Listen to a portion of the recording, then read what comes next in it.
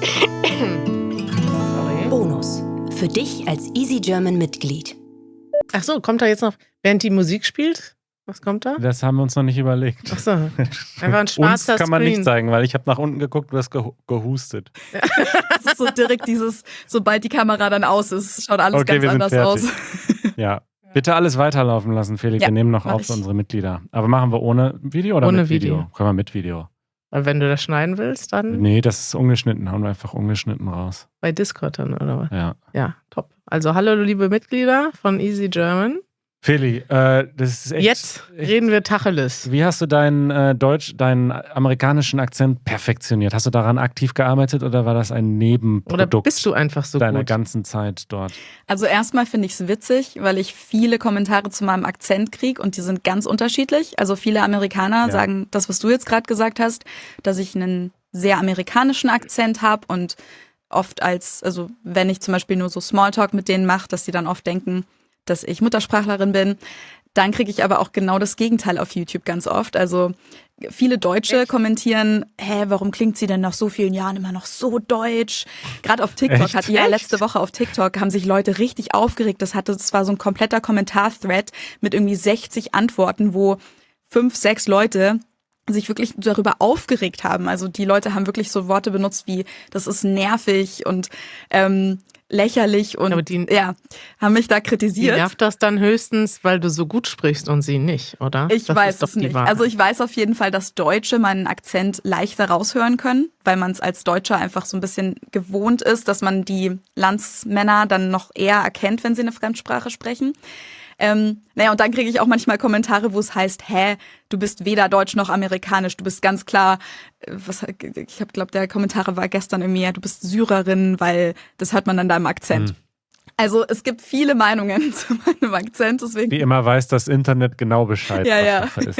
Es ist mir auch Gott sei Dank eigentlich ein bisschen egal, es ist nur manchmal total witzig, wenn ich auch zu dem gleichen Video komplett unterschiedliche Kommentare dann bekommen, wo dann eine Person sagt, du hast gar keinen deutschen Akzent und dann direkt der nächste Kommentar ist, wieso klingt sie so deutsch? Also das ist manchmal einfach nur witzig zu beobachten. Mir ist es Gott sei Dank ein bisschen egal. Und ja, um auf deine Frage zurückzukommen, ich habe tatsächlich nicht aktiv dran gearbeitet. Vielleicht auch aus Selbstschutz, weil wenn man das dann einmal aktiv macht, dann macht man sich, glaube ich, auch ein bisschen verletzlicher.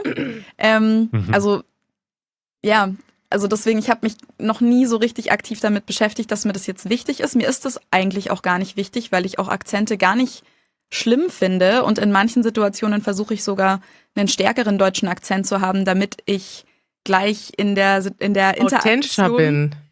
Hello, I'm Feli from Feli. Germany, Welcome. as you can hear. Ganz genau. Damit gleich so ein bisschen etabliert ist, dass ich nicht von hier komme und die Leute sich dann nicht wundern. Also zum Beispiel habe ich aktuell oft Handwerker hier und ich kenne dann oft so Fachbegriffe nicht, was irgendwelche Teile am Haus sind, was da die Namen sind.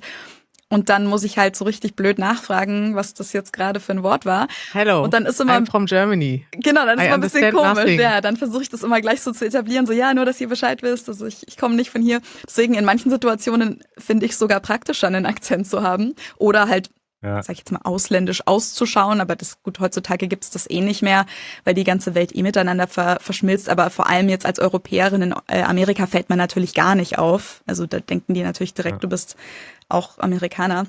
Auf jeden Fall, ich habe eigentlich nur Englisch in der Schule gelernt. Also in der 5. Klasse ist es losgegangen. Ich hatte einen sehr guten Englischlehrer. Also es hat wahrscheinlich auch viel damit zu tun. Wie hieß Herr der? Unterhuber. Kurz, wie bitte? Herr Unterhuber.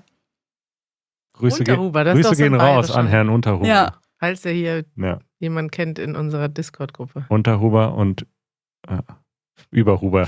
Ja, wir haben mal gesagt Obermeier. Ja. Und Manuel, wie ist es denn mit deinem amerikanischen Akzent? Hast du daran viel Nee, bei mir ist so ähnlich. gearbeitet? Ich habe auch nie so aktiv dran gearbeitet.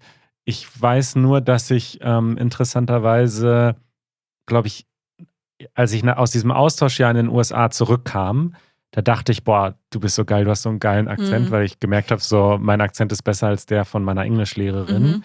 Und das fand ich immer unsympathisch. Dann die Leute, die aus den USA zurückkamen, die dann plötzlich so einen krassen amerikanischen Akzent hatten. Vor allem aber habe ich ein paar Recordings aus der Zeit, ein paar Aufnahmen aus irgendwelchen Gründen und merke jetzt, so toll war mein Akzent nicht. Der war doch noch ganz schön, also der ist auch jetzt noch nicht perfekt und der war damals noch deutlich schlechter.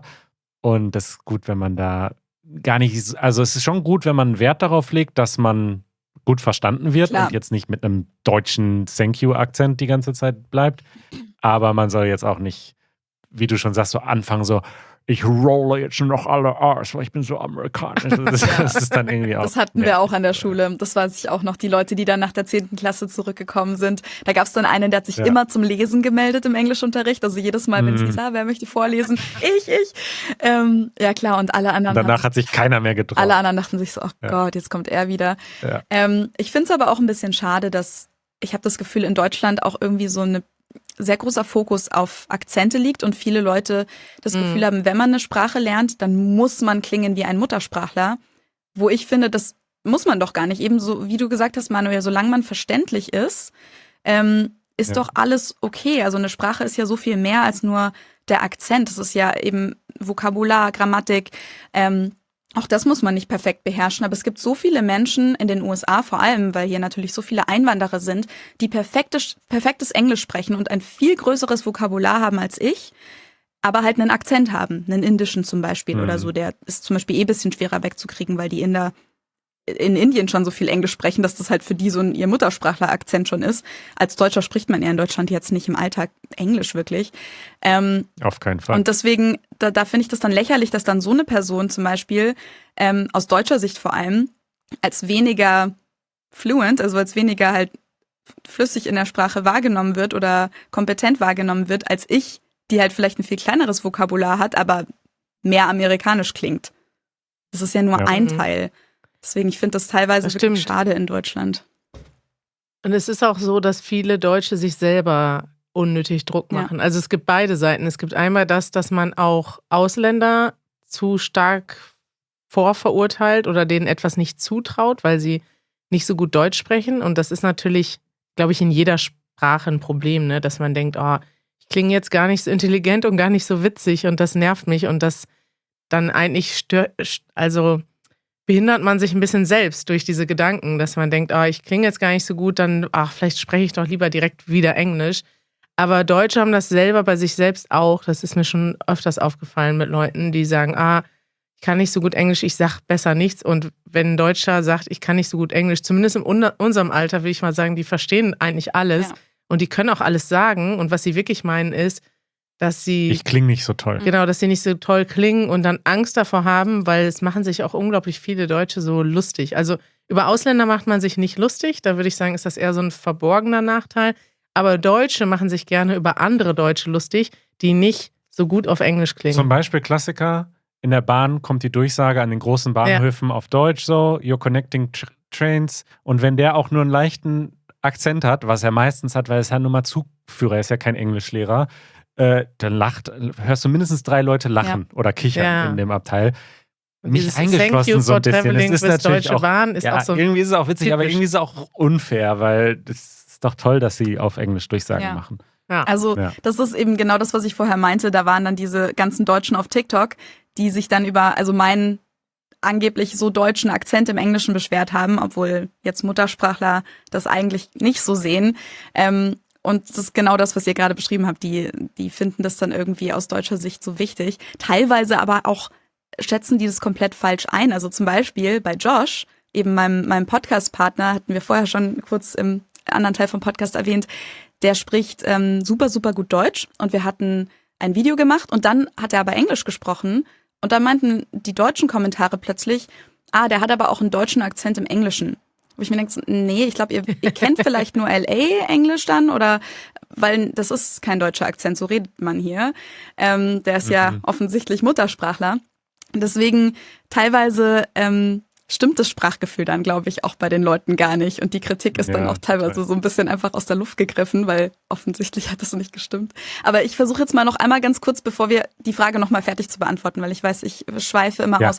Also ich habe in der 5. Klasse angefangen, Englisch zu lernen. Ich habe natürlich dann von der 5. bis zur 12., wie es so ist, in Deutschland hatte ich natürlich Englischunterricht. Und dann war ich mit 16 das erste Mal in den USA. Ich glaube, da habe ich vielleicht ein bisschen was aufgeschnappt. Aber das waren auch eben nur diese 2 Wochen. Ich habe aber zu der Zeit ganz viel angefangen, so Serien auf Englisch zu schauen. Amerikanische Serien, so How I Met Your Mother, Scrubs, also so Sitcoms habe ich ganz viel geschaut. Gossip Girl irgendwann dann auch. Und ich glaube, das hatte viel Einfluss. Ich hatte aber natürlich... Aber du hast es dann auf Englisch geguckt. Genau. Logischerweise. Ja. Auf Englisch habe ich es Weil normalerweise in Deutschland würde man das ja auf Deutsch gucken. Und genau, das war dann da so... warst du also schon motiviert. Es war dann eher Englisch so aus zu verbessern. Zwang, weil die neue Staffel war noch nicht draußen. Bei How I Met Your Mother war das, glaube ich. Und ich wollte sie halt unbedingt schon sehen, aber sie war halt in den USA schon draußen und ich konnte nicht mehr warten. Und dann habe ich angefangen, dann einfach schon auf Englisch. Es war, ich glaube, damals war das wirklich noch ein Jahr Laufzeit dazwischen, bis das dann in Deutschland rausgekommen ist. Das stimmt. Das war dann eher die Motivation. Ja, cool. Jetzt nochmal kurz Themenwechsel. Cool. Hast du denn jetzt Creator Burnout oder was ist da los bei dir, dass du den Podcast einstampfst und so? Das sind ja ganz schön private Themen, intime Themen. Ja, hier, ist ja du- die Aftershow.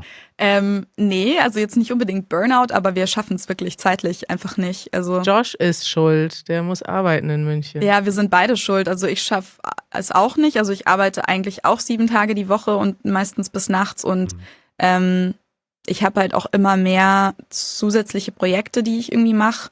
Also ich bin schon mit dem, was ich normal mache, überfordert, was auch nicht unbedingt jetzt nur was mit Creator sein zu tun hat. Ich bin auch einfach manchmal kreativ, dass ich das nicht auf Knopfdruck kann und dann halt eben warten muss, bis dann meine Skriptinspiration kommt. Also es ist auch einfach manchmal schwierig, alleine kreativ zu sein. Naja, von daher, ich bin schon sehr ausgelastet in den letzten 3 Jahren. Und inzwischen, ja, wie gesagt, kommen irgendwie immer neue Sachen dazu, Projektanfragen, größere. Jetzt mache ich zum Beispiel meine erste Gruppenreise dann im Herbst. Und ich versuche... Stimmt, da habe ich heute noch dran gedacht, weil wir machen ja auch unsere Summer School. Und das hab ich, die glaub ich, gar nicht fängt mitbekommen. übernächste Woche an. Okay. Da kommen dann 50 Leute aus der ganzen Welt und Wenn das hier rauskommt, dann genau, läuft sie gerade. lernen mit uns Deutsch.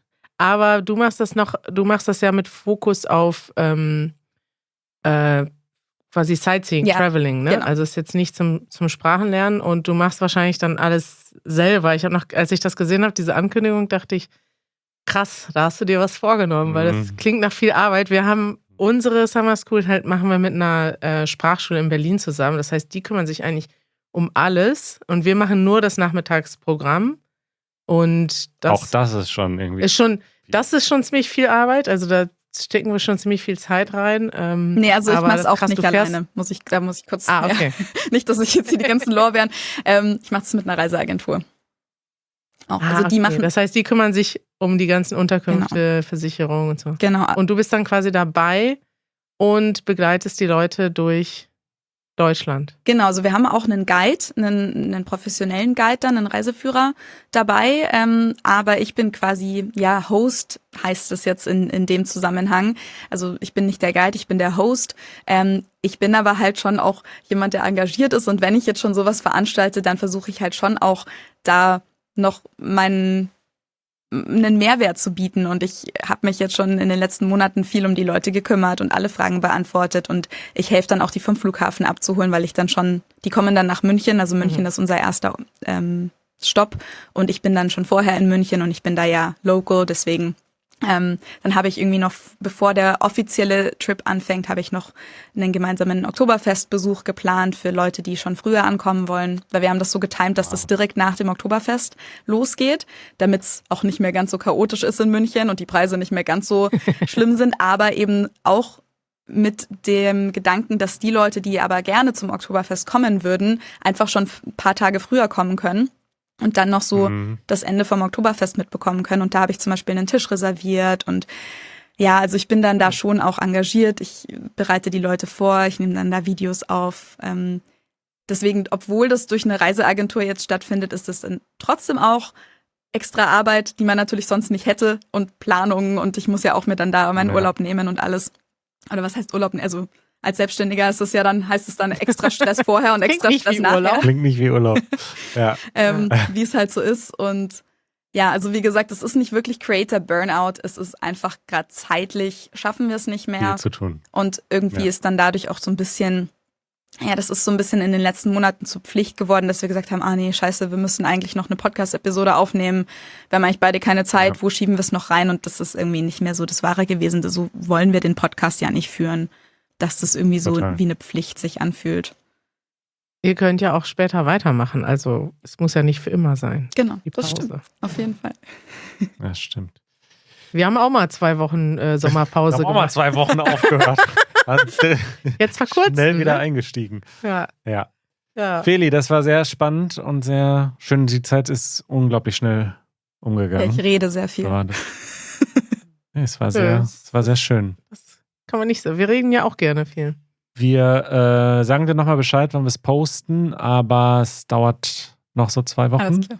Wir haben Dienstag in 10 Tagen, oder? Ah ja, ist nicht mehr so lange. Wir haben das so quasi vorproduziert, damit wir da eine Aufnahme weniger haben, wenn wir mit unseren Gästen hier in Berlin unterwegs sind. Ja, cool. Wann kommen die an? Genau. Sonntag. In einer Woche. In einer Woche. Krass. Ja. Und die sind dann da, wie lange dort? 2 Wochen.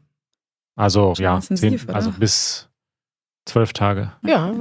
Sehr intensiv, super intensiv. Vor allen Dingen für die, also die haben halt morgens noch Intensivkurs, immer jeden Morgen 4 Stunden Intensivkurs an der Deutschschule und dann kurz Mittagspause und dann geht es mit uns weiter bis abends. Also für uns ist das intensiv, aber für die ist das noch viel intensiver, aber das ist auch Sinn der Sache, ist halt ein Intensivkurs. Aber die müssen ja auch nicht überall mitmachen, also. Ja, aber die meisten wollen ja dann überall mitmachen. Aber es ist ja gerade gut. Also es ist ja der Sinn von einem Intensivkurs und einer Immersion. Voll cool. Man richtig aber ist es dann auch so, dass die dann so alle in der gleichen Unterkunft wohnen und so und dann so Gruppenbildung auch haben, oder? Nee. Es ist viele kommen da auch über die Schule unter. Also man kann da auch eine Unterkunft buchen. Ist aber nicht Pflicht. Es gibt verschiedene Niveaus. Es gibt Gastfamilien, es gibt ein Hostel, es gibt ein Hotel. Also je nachdem, das sind auch ganz unterschiedliche Leute von irgendwie 18 bis 70 und aus aller Welt. Das sehr ist divers. Ja, cool. Ich wusste jetzt gerade nicht, ob man sich so vorstellen kann. Ich habe auch mal so eine Sprachschule in England gemacht. Das haben irgendwie damals voll viele bei mir gemacht. Ich habe eigentlich gar keine Englisch-Nachhilfe gebraucht, aber das war dann irgendwie eher so ein Ding, was man dann gemacht hat. Das war auch, glaube ich, 10., 11. Klasse, dass man da 2 Wochen nach Bournemouth in England gefahren ist. Und da irgendwie auch so eine Sprachschule gemacht hat. Aber es war irgendwie eher so der Grund, dass man halt wie so eine Klassenfahrt macht, nur ohne Lehrer. So. Ja. Also man war halt dann so abends immer unterwegs und so. Deswegen habe ich jetzt gerade nicht gewusst, ob das auch so eine Art, so eine Camp-Charakter hat. So ein bisschen. Ja. Das kommt so ein bisschen jetzt auf die Leute an, aber letztes Jahr war schon so, dass dann auch irgendwie Leute abends noch feiern gegangen sind. Ja, die finden so sich dann bestimmt untereinander.